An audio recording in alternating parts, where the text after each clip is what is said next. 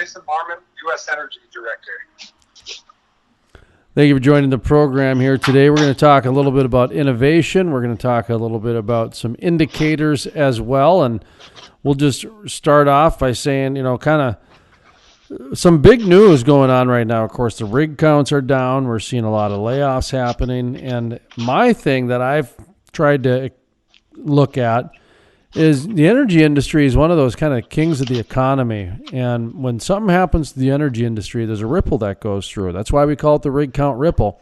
I'm looking at a story here that a steel plant in Houston, Texas is going to be closing its doors. To me, that's another indicator. Now, a way around that, of course, is innovation type of a thing. That, just because we're talking about these things doesn't mean it's bad news. No, it means that we got to think and rethink and reimagine and re-innovate and all kinds of buzzwords. We got to put those buzzwords to action. So, Jason Marmon, how you doing today? How was that for an intro, huh? Yeah, that was fantastic. I appreciate that. I'm doing great. I'm still out here. I'm in North Carolina for about another 2 weeks. We're just wrapping up some video work, some website work, and then we'll be off to Paris for a little bit.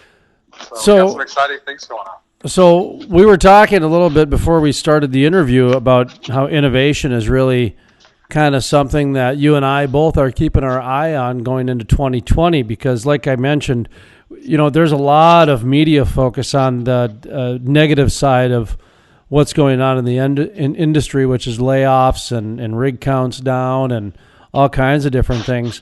But there's always some good news happening. There's always some good things to focus on. And innovation is one of those things, in my opinion, where you're going to see some preventative dollars being spent and you're going to see some research dollars being spent. The one thing, though, that is tough when it comes to innovation is, the centralization and the controlling nature sometimes with new ideas. And sometimes, people like to step in and redirect those dollars to the same people doing the same things type of a thing. So talk to me about innovation where you see it, the pros and the cons as we're going into 2020. Well, if we want to get into, I usually don't like to get into statistics too much, but, when companies are tracking innovation, CEOs often prioritize, these top 4 things. Revenue growth due to new products and services. That's the number one metric for, whether or not you spend or you add to an innovation budget. Customer satisfaction, how are customers responding to what we're currently doing? Number of ideas or concepts in the pipeline. Are we developing new technologies? Do we have new services, or is there, ways that we can do things better? And then research and development on spending as a percentage of sales. So, if you got your profits, you got to figure out how to, use that money to make more money. And usually that's how CEOs make determinations on innovation. But my challenge would be to, say the Bakken, for an example. North Dakota is known as the hardest working state in the nation. And that's something that we hang our hats on. But if you attach engagement and innovation onto that, pre-existing condition, I think North Dakota is set on really being a leader in terms of, where's the true north of the industry? How do we stay resilient? How do we adapt to some of the things that are happening in the media? What's happening in prices? A great example of the changing of the guard is the largest I think coal-fired power plant in the nation is just in the process of getting decommissioned, the Navajo Nation plant, in the Four Corners region. And, so that's a big indicator, like you were saying, that the industry has to kind of prepare for some of these things to where, as the focus was, compliance and, kind of business as usual, like when times are good, the tough people, they kind of get complacent. But when times, start tightening up, the tough get going, and I think that's a testament where North Dakota could really, shine in the face of adversity. Because we got the resources, we got the people, and I think that it should be viewed as an opportunity. It's interesting. The last 3 interviews I've had, Oklahoma, Texas, North Dakota, that's where the people were from. And all of them, we kind of kind of just talked a little bit about how the Bakken in its early days was a test market. And a lot of they would advertise that like crazy. We're the test market for the shale across the United States, and we had Chinese companies doing fracking, and French companies, and German companies, and then there was different chemical service companies from Canada coming in, and all these different things. And that's kind of what I thought it meant, And they were taking that information and knowledge back to their home countries to try to figure it out. But then I'm talking with Joel Brown from Mineral Tracker, and he's also active with the Watford City Economic Development, kind of a local leader in the Watford City area. And he brought up something that I had been noticing for a while as well, which is a lot of the things that the Bakken did with the private industry and the public industry and the educational facilities, and just kind of a lot of the different partnerships they put together and the mechanisms of doing business between complex entities. It seemed that they were kind of being played out in the Permian in the past couple of years. Do you know what I'm talking about by that? Because you kind of said a lot of the same buzzwords that led down this path where it seemed like the Bakken has kind of created a template for how to do some public-private business, if that makes sense. Yeah, I would attribute a lot of that for the small circle of politicians and the direct access from local politicians to state politicians. Like, to where in the Permian, they kind of needed a template because it's on, the Permian, Odessa, Midland is kind of just like, oh, that's where the industrial stuff goes on. Houston's where the C-level executives are, and so there was, it was easy to get there, but not quite as easy as, Williston to Bismarck, to where those people got family in both places. Those people have vested interests, and some people might have places, houses in Bismarck and in Williston. So I think they were quick to act, like they could implement new strategies faster, and so, or new technologies faster. And I think that has a big thing to do with it. But the Permian and the Bakken are very similar in their challenges and their economies as well. Streamlined, I think, is the word they used back then, right? They streamlined things in the Bakken? Yeah. Like, you don't have nearly as many bottlenecks and not nearly as much competition as well. Right. Not as many meetings and red tape to go through as a bigger state with Texas, like Texas is. Yeah. That's an interesting angle, and I agree with it, actually. The amount of access, the speed of access really does determine a lot. It can really make or break things very easily when you're talking about energy.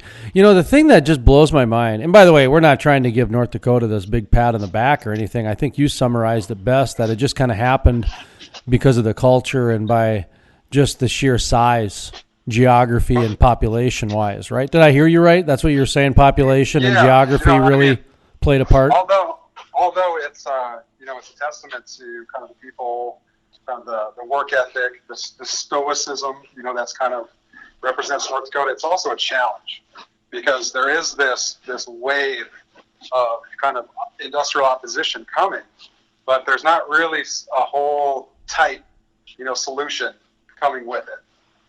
You know what I mean? Like, to where if you're going to, try to stop an industry from, functioning or doing what their traditional ways of business, you better come with some real tangible solutions to transition these people, re-educate, retrain, repurpose them. Otherwise, it's going to be a conflict.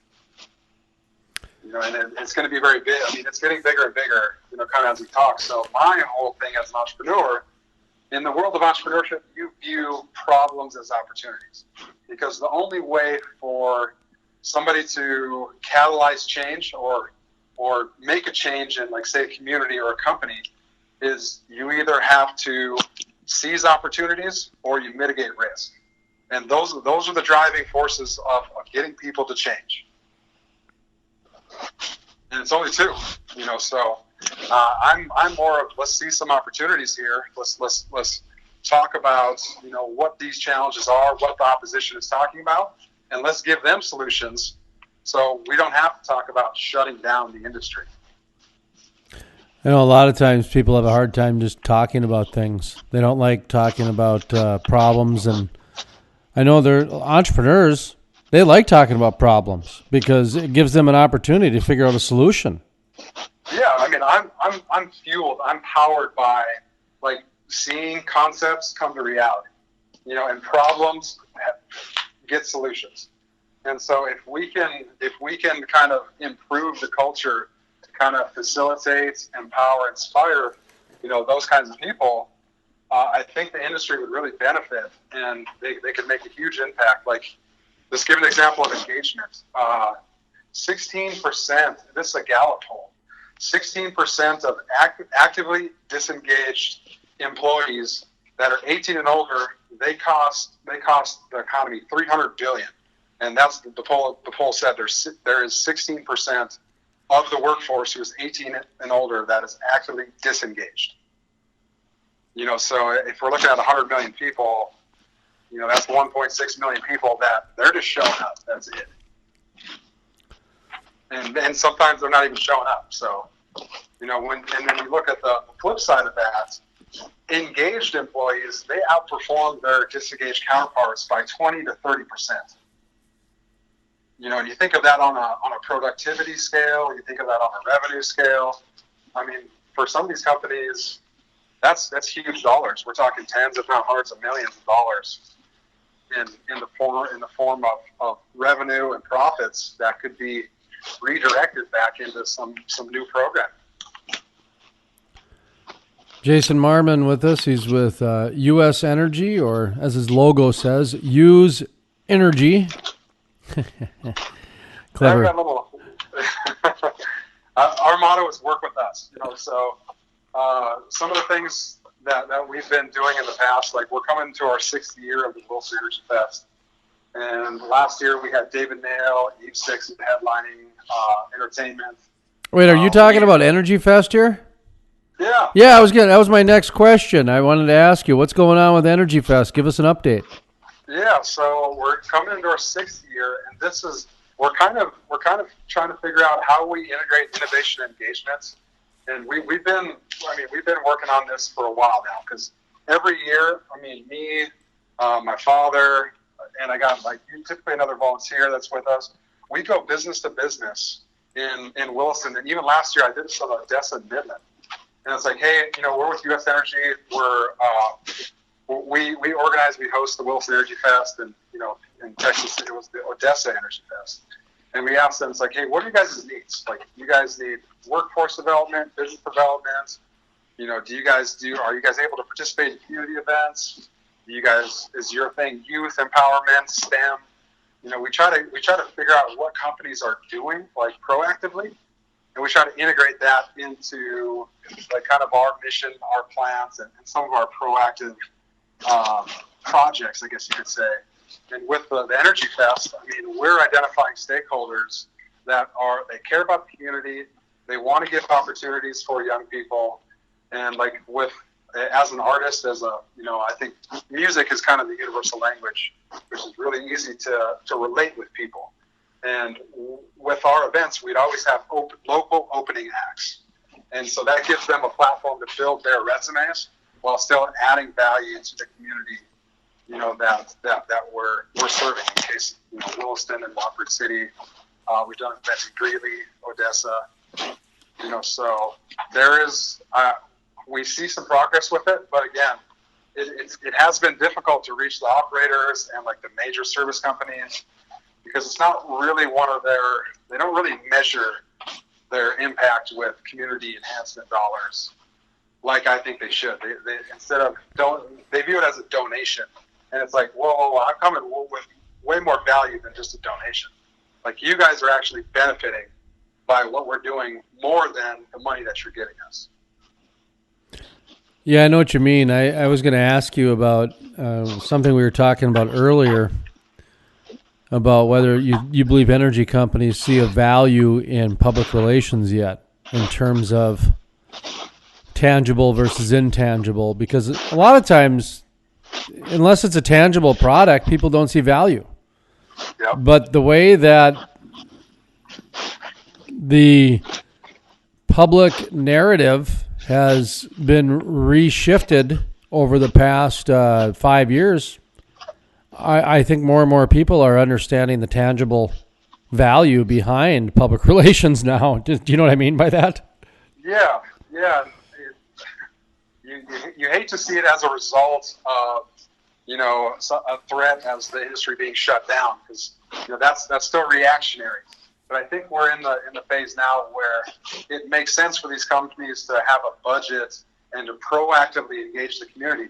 Because, statistics show it helps their workforce, it improves their efficiency, it leads to new ideas, it's better for business development and sales. There's really no point in not having either a sponsorship budget, business development budget, community enhancement budget. And it just seems like the industry is slow to recognize this. Because I can give an example. My first year that I did the Wilson Energy Fest, one of my customers used his concert tickets and the event to actually build relationships with 3 customers that he previously never had. And he was one of the opening acts, fortunately for him. And he, that's 3 new customers over a year. I think it led to between 300 to 500,000 in additional revenue per year. That wouldn't have happened without this event. You know what I mean? It may have happened down the line, but he hit them all 3 with just bringing them, just extending this offer of like, hey, I want you guys to come out, and we want to build a relationship. And, that's a value-added benefit of these community events. Are you guys still looking for any sponsors? Talk to me about energy. Yeah. Give yourself a plug, man. Solicit the heck out of it. Yeah, I would say, so we're coming to our 6th year of the Energy Fest, and we really want to, we know the needs is in, like, engaging young people, workforce development, so we're trying to center things around kind of that theme. So we want to, maybe it's a talent show, maybe it's a scholarship or like a fellowship, apprenticeship type of role for either the high school or the college kids. But we got some pretty cool plans that are coming up with some of our long-standing sponsors. Since we're coming into year 6, I've probably got 5 or 6 that have been with me the entire way. So we're obviously looking to engage with companies that do feel like taking that proactive community enhancement role is appropriate for them, and they feel like they're ready for that. But there's also, benefits, like with some of the sponsors that we're working for, we design them, job posters. And for one of our companies yesterday, he's like, hey, we posted a job listing on Facebook with just regular text, and we compared it with a month later with the poster that U.S. Energy designed for us, and we had 15 times more engagement. They had 0 people respond to their paragraph text on Facebook, 15 quality applications, and I think they had a couple other random ones that weren't really, legit, but 15. That's quite a benefit for their hiring and recruiting efforts, because finding good people, that's the key to success in the Bakken. When is Energy Fest? Give us details.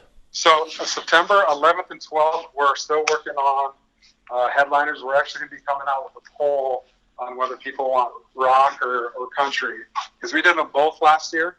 And if, we had about split crowds. There's about 1,000 people each night. So we're thinking, the Raymond Center, we'd like to, my goal is to sell this thing out, because there's a public-private partnership that we're working on that's going to, let's say, expand the Civic Center that's planned for Williston, which I can't give out too many details on that because it's still ongoing, but that's a very exciting thing that we're kind of involved with there. It's kind of helping them put the centerpiece in that old airport development, make it real nice and shiny. Any final thoughts as we kind of wind it down here? Boy, I tell you what, sometimes I can't even speak articulately when I have a long day in my days. But how about you? Any final thoughts here? Yeah, I would just say, I think we should view what's going on, even in the Permian, like as things seem to be, I think you shared something that it showed the production was kind of going down. It's like not really focus on, what the future has with oil and gas, but like what can we do now? How do we get young people innovating? Like how do we get even experienced work force? It's like, how do we get those change managers to really look at seizing opportunities and focus on engaging those their employee base? I mean, the money speaks for itself. So engagement, innovation, I think that should be one of the focuses of the oil and gas industry, and kind of grabbing the bull by the horns in terms of the opposition. Be like, all right, well, if we have things that we need to work on and improve, let's do it. And you can delegate some of those challenges out to some of the young professionals, young engineers. I mean, the United States, we've been amazing problem solvers. I mean, look at the world wars. I mean, look at our innovation, even the shale revolution itself. I mean, 10 years ago, the International Energy Agency, the IEA, they're kind of the chief authority on information. They would have never thought that the United States would be, the number one exporter of oil and gas products in the world. We're not quite there yet, but we're moving that way. I mean, we're only a couple of years away, I think, from that.